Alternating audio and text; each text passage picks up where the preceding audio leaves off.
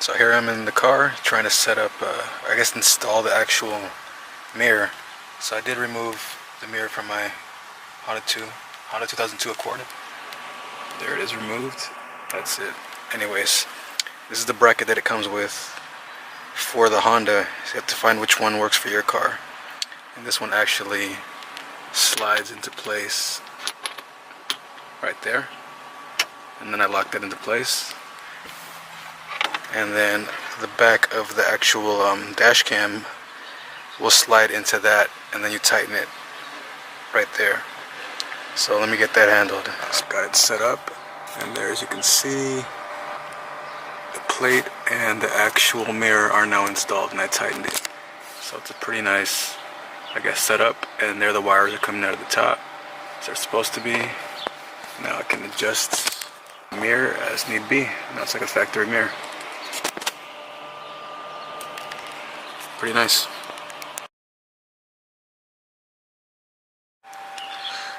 So right now I've attached this power for the mirror. Right now, this thin one right there that you see is for the GPS. And here are the cables that come sticking out. I was confused at first, but now looking at them, that should fix some of my confusion. So to clear it up, these two little, this yellow wires for the always on, the B plus or B positive of the car, so the battery positive. The red one's for the accessory, and then this black one is for the ground. Comes with a nice little hook to ground it into one of the nuts where the fuse box is. So this camera should be always on. I think it should always get power, but they say that it shouldn't go below 11.7 volts, so your battery shouldn't drain. And what they did is, I guess, tap into a fuse like this, so you don't have to use a fuse to tap. But I was worried, thinking, how could it draw enough power by doing like a fuse tap like this, without having a supplemental fuse there. But what these little caps are, is I guess a fuse for the dash cam itself, in order to protect the cam and the fused item in the fuse box. So there we go. What is that? That is a 3-volt fuse for the always on, and then for the accessory one, it's another 3-volt fuse. So I guess those are ones to replace in case they burn out. But that's cool that they do that. So I was confused at first. I thought you just had to plug them in and it would tap into the power, but what would happen if it drew too much? And each one of these are 10 volt, I believe. Yeah, 10 volt. So I think you just plug this into the 10 volt fuses and it should work fine. And this last thick one is for your dash cam, or your rear cam. So this you'd plug into the rear cam, and then you'd wire that up to the back of your car as you need to. So I'm going to plug these in right now to 10 volt fuse slots, and I think it should be okay. So I just finished wiring it up, hardwiring it up. So for the B plus, or the always on, I had a 10 volt fuse right here. So I just attached it right there. The 10 volt fuse was always on. I think it was for like the license lights or something. For some reason it's always on.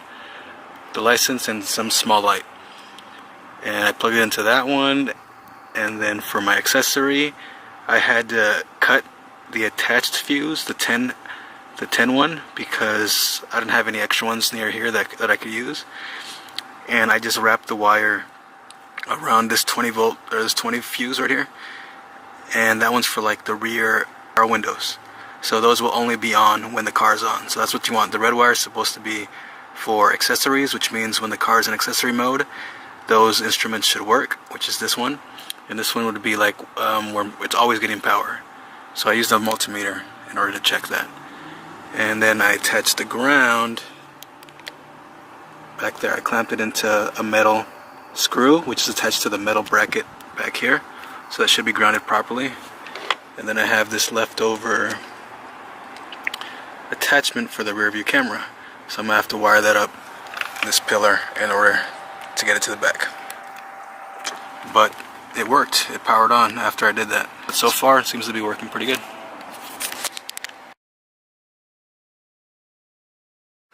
So here we have the X1 Pro.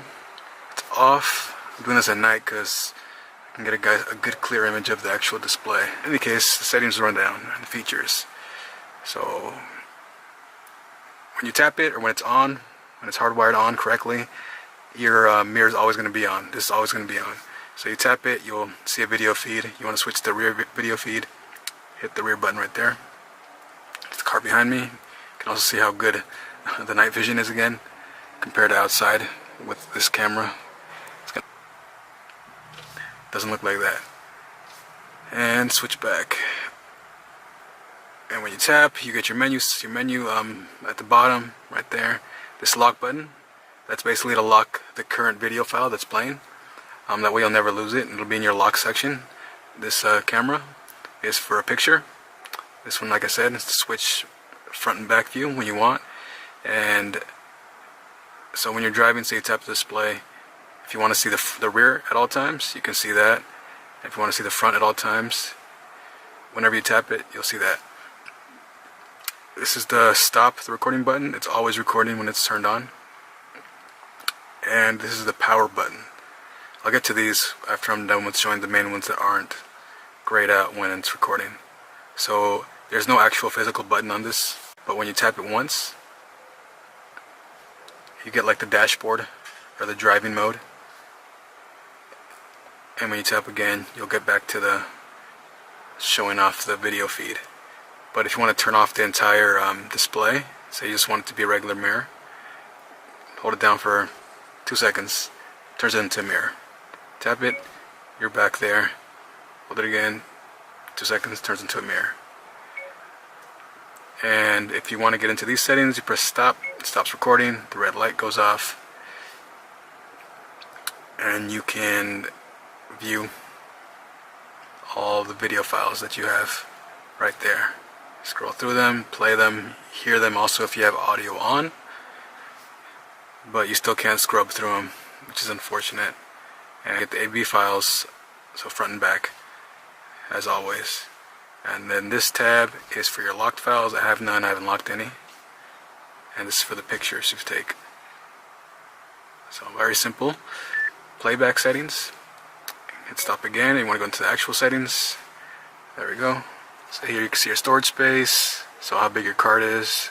Hit it, tells you what's taking up what, and you can format your card there also. Lane departure warning system, if you want it on or off.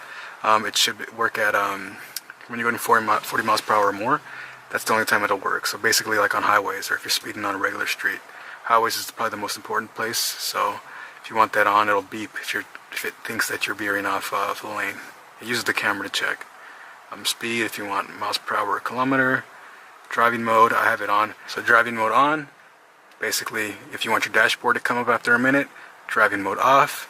If you want the video feed, anyone that you pick, to be on at all times.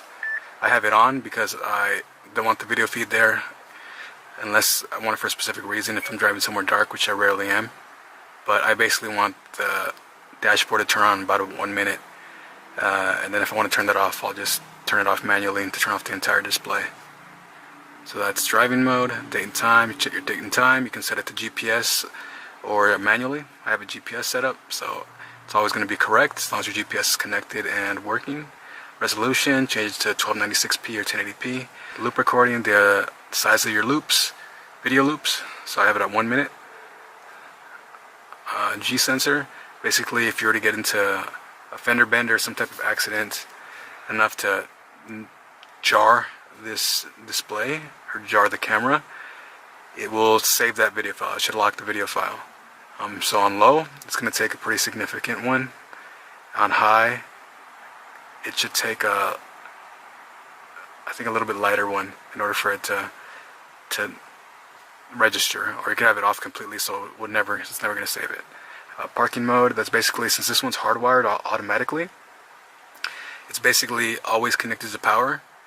And if you want, you can have parking mode on. So basically if someone were to tap your car, hit your car enough to trigger the sensor, it will start recording for, I think it says 3 minutes, for a certain amount of time. It's in the manual. A certain amount of time it'll record and then stop recording. So if you have it on low, it's gonna go depending on that sensitivity, low or high. But when you switch to those, it's going to drain a little bit more power because it's going to be always on, but it should have low voltage protection, so I don't think it'll drop below 11.7 volts, your car battery, so that should be good. Volume, the loudness of your bleeps, got it on low because it gets a little annoying. I wish you could turn it off. LCD brightness, auto or manual. Manual, you'd have to hold and swipe on the video feed and it'll lower or brighten it. Auto, it's always just going to adjust it depending on the actual ambient light. Languages, different languages if you want to set it up as. There, parking lines, so if you want your parking lines on for the rear camera. GPS info tells you your GPS longitude, latitude, the which satellites are connected and the strength and all that. About car just tells you the software version and website, and then the reset setup. That's if you want to reset everything to factory defaults.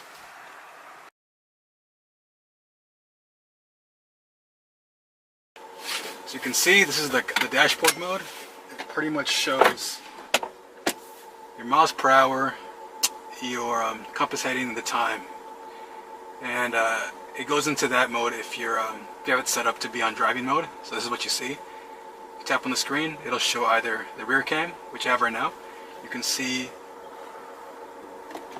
actually how good the rear cam is. Like this street is completely pitch black. If I were to turn off the lights, it's pitch black.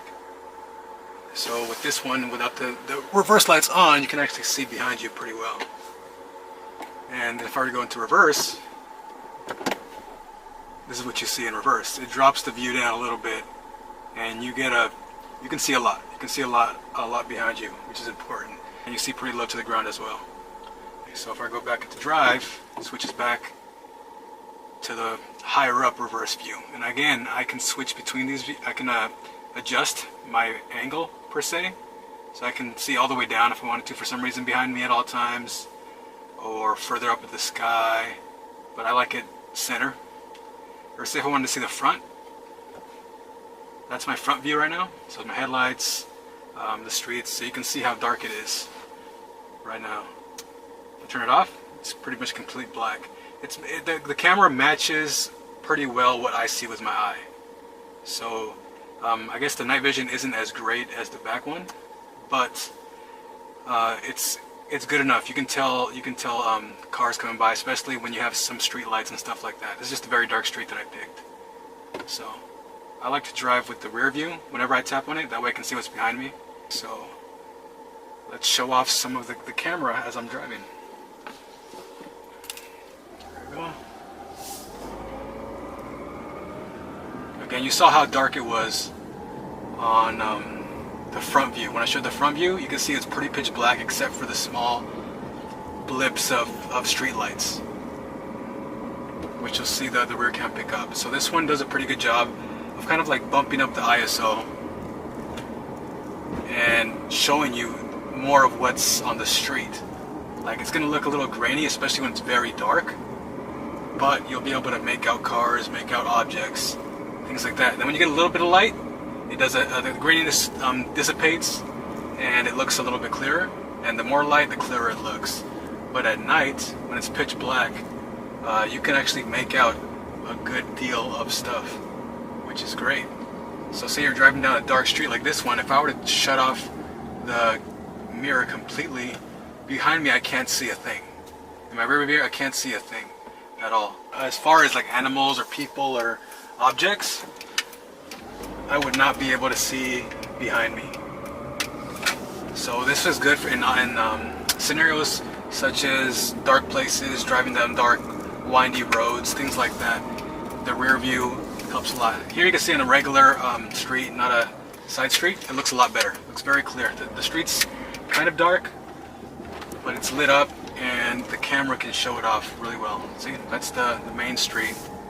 And now I'm going back into one of these side streets that is very dark, and you can see, you should be able to make out everything. Here you can see streets, some trees, they even look green on the camera. And if you're driving down it, like I said, here, let me switch to the front view. That's the front view. So that's with my headlights. So you can make out stuff with my headlights. I shut off my headlights, and you can see how dark it is. Besides the street lights, as you see, orange street light, pure darkness. And that's how it looks like to my eye. Turn on the headlights, you can see. Now, let's switch off behind us again, and there you go. So this doesn't really give you any blind spots as far as darkness in your immediate behind. That's about it. I hope this was helpful. I hope it showed off enough of the dash cam in order for you to get a good feel of how it works.